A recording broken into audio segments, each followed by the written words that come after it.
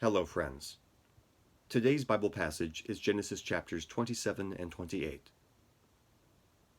When Isaac was old, and his eyes were so weak that he could no longer see, he called for Esau his older son, and said to him, "My son." "Here I am," he answered. Isaac said, "I am now an old man, and don't know the day of my death. Now then, get your weapons, your quiver and bow, and go out to the open country to hunt some wild game for me. Prepare me the kind of tasty food I like, and bring it to me to eat, so that I may give you my blessing before I die." Now Rebekah was listening as Isaac spoke to his son Esau.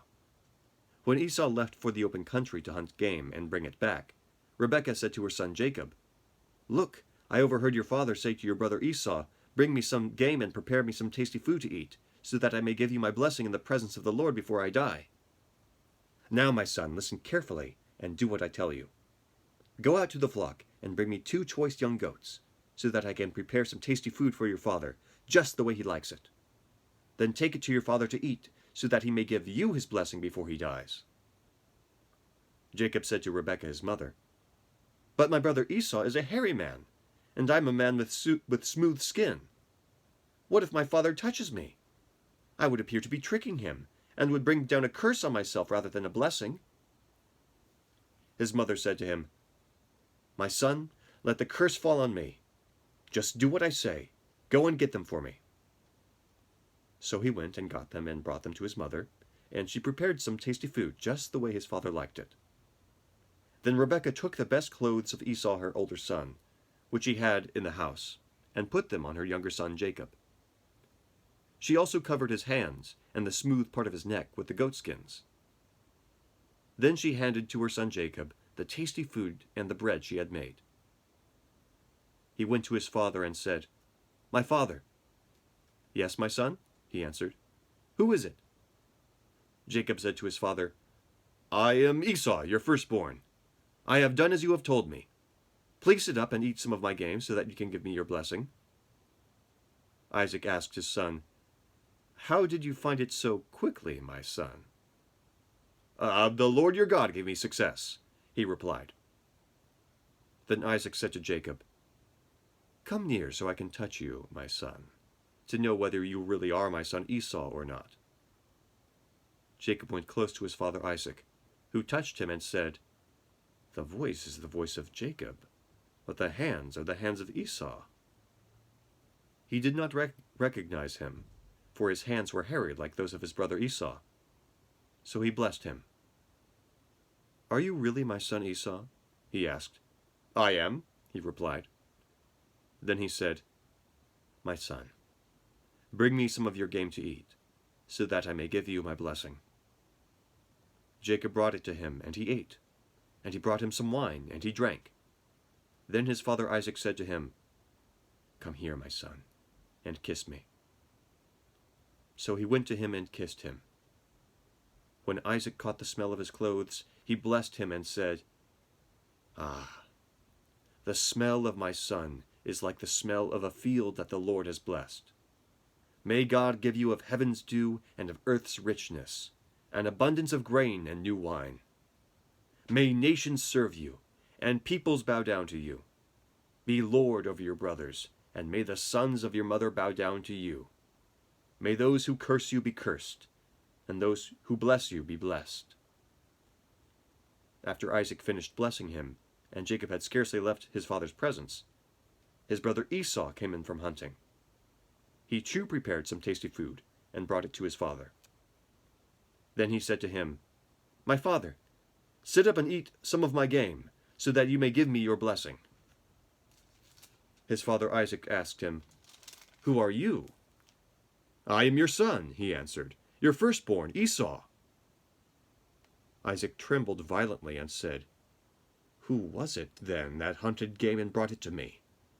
I ate it just before you came and blessed him, and indeed he will be blessed." When Esau heard his father's words, he burst out with a loud and bitter cry and said to his father, "Bless me, me too, my father."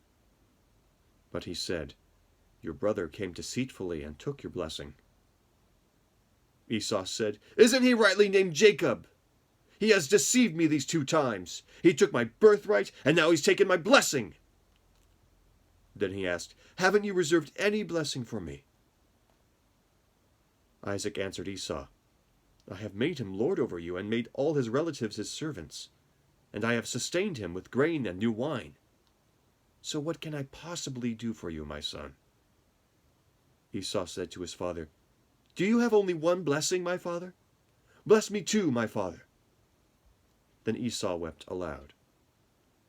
His father Isaac answered him, "Your dwelling will be away from the earth's richness, away from the dew of heaven above.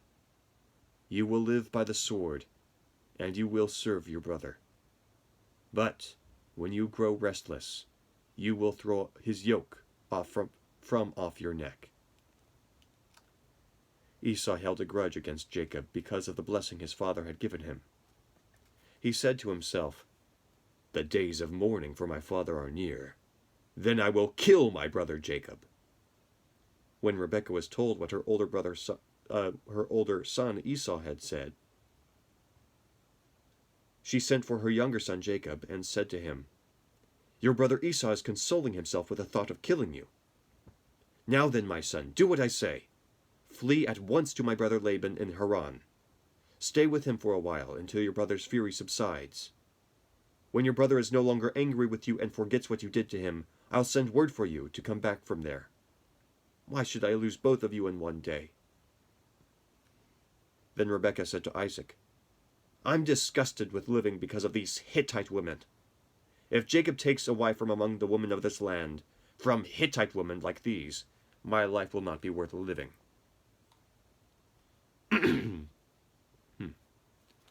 So Isaac called for Jacob and blessed him, and commanded him, "Do not marry a Canaanite woman.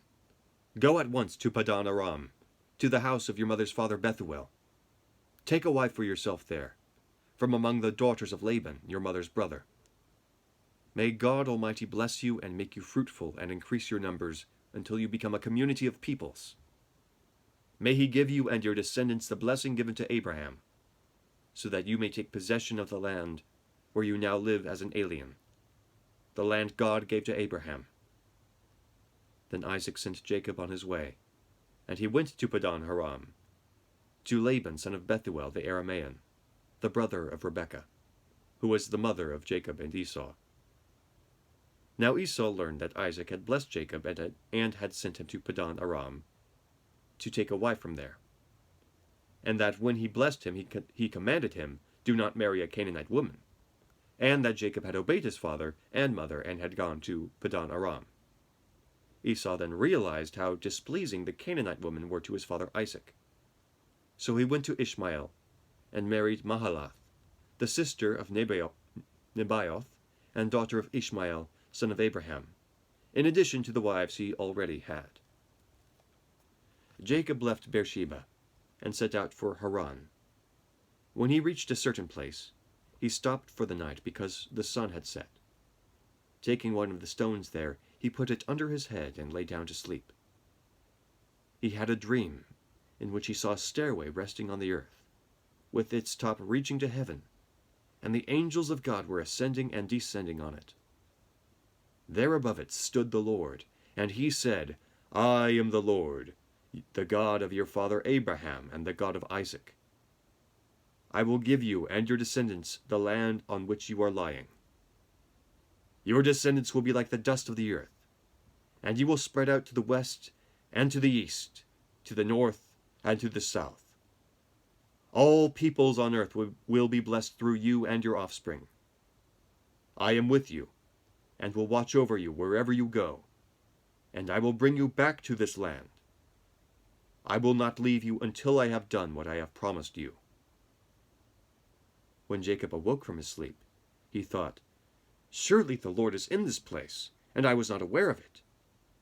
He was afraid and said, "How awesome is this place! This is none other than the house of God. This is the gate of heaven." Early the next morning, Jacob took the stone he had placed under his head and set it up as a pillar and poured oil on top of it. He called that place Bethel. though the city used to be called Luz.